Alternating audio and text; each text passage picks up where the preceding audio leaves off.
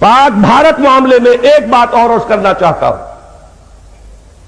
آپ میں سے بہت سے حضرات کے علم میں ہے، تقریباً 2 ماہ قبل میں ہسپانیہ گیا تھا، قرطبہ اور غرناطہ اور ہسپانیہ کے اور بہت سے شہروں کی سیر کی. غرناطہ بھی دیکھا میری آنکھوں نے، لیکن تسکین مسافر نہ سفر میں نہ حضر میں.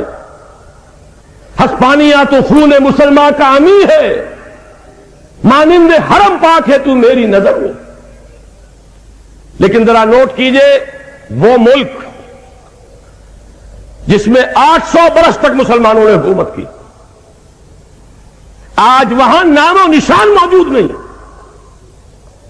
1492 کو سقوط غرناطہ کے بعد یا مسلمان قتل کر دیے گئے یا جہازوں میں بھر بھر کر بھیڑوں بکریوں کی طرح شمالی افریقہ کے ساحل پر اتار دیے گئے. ایک نام و نشان باقی نہ رہا. میں آپ سے عرض کر دوں، میں تفصیل سے عرض کر چکا ہوں جب وہاں سے واپس آیا تھا، اور ندا میں وہ میری تقریریں شائع ہو چکی ہیں. غرناطہ جس طرح ہسپانیہ میں آخری حصار تھا مسلمانوں کا، یہ بر عظیم پاک و ہند جس پر 1000 برس حکومت کی تھی، اب اس میں آخری حصار یہ پاکستان ہے. ہندو کو اگر کوئی ڈر ہے تو پاکستان کا ہے. وہ ابھی بھارتی مسلمان پر بھی آخری فیصلہ کن وار اگر نہیں کر رہا ہے تو صرف پاکستان کے خوف سے نہیں کر رہا ہے.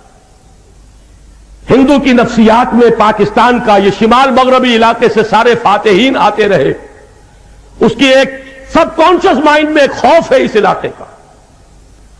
لیکن اگر خدا نہ خواستہ ہمارے لچھن یہی رہے، ہمارا افتراق و اختلاف و انتشار یہی رہا، اور دشمن کو اگر کوئی کاری وار کرنے کا موقع مل گیا، اور خدا نہ خواستہ اگر اس پاکستان کو کوئی زد پہنچی، تو جان لیجئے معاملہ صرف مسلمانوں نے پاکستان کا نہیں ہے، پھر پورے جنوبی ایشیا میں اسلام اور مسلمانوں کا وہی حشر ہو سکتا ہے جو ہسپانیہ میں ہوا. جو بھی ہندوستان کی تاریخ پر نگاہ رکھتا ہے، مہاراشٹر کے علاقے سے تیسری مرتبہ وہ قوتیں ابھری ہیں.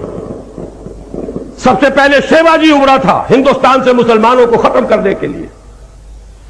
آپ کو یاد ہے 25 برس لگے تھے اورنگزیب عالمگیر کو رحمہ اللہ شیواجی کی قوت کو توڑنے کے لیے. شہنشاہ ہند پورے 25 برس جنوبی ہند کے اندر مصروف پیکار رہا، دہلی آنا نصیب نہیں ہوا، وہی دفن ہوا ہے. لیکن قوت پھر بھی پوری طرح ٹوٹی نہیں. اورنگزیب کی وفات کے کل 20 صدی بعد پھر وہ طوفان اٹھا اسی علاقے سے. میں ذکر کر چکا ہوں، اس وقت ایک درویش موجود تھا، شاہ ولی اللہ دہلوی نامی، جس نے جائزہ لے لیا، جس کا ہاتھ حالات کے نبض پر تھا، اور اس نے احمد شاہ ابدالی کو بلایا. پانی پت کی تیسری جنگ میں مرہٹہ قوت کی کمر ٹوٹ گئی. اس کے بعد نوٹ کیجئے، وہی علاقہ ہے جہاں RSS قائم ہوئی، وہی علاقہ ہے جہاں شیو سینا ہے، وہی علاقہ ہے جہاں سے قیادت BJP کی، وہی علاقہ ہے جہاں سے وشوا ہندو پریشد کی قیادت ہے، اور وہی علاقہ ہے جو قیادت کر رہا ہے اس تحریک کی کہ اس جنوبی ایشیا سے اسلام اور مسلمانوں کو ختم کر دیا. اگر خدا نہ خواستہ، میں نے جیسا کہ عرض کیا تھا، بھارت کا مسلمان اب اس سے شکوہ کرنا بیجا ہے. وہ تو ہم پر حجت قائم کر چکا، اس نے پاکستان بنوانے میں حصہ لیا، اور اس جرم کی سزا وہ ابھی تک بھگت رہا ہے.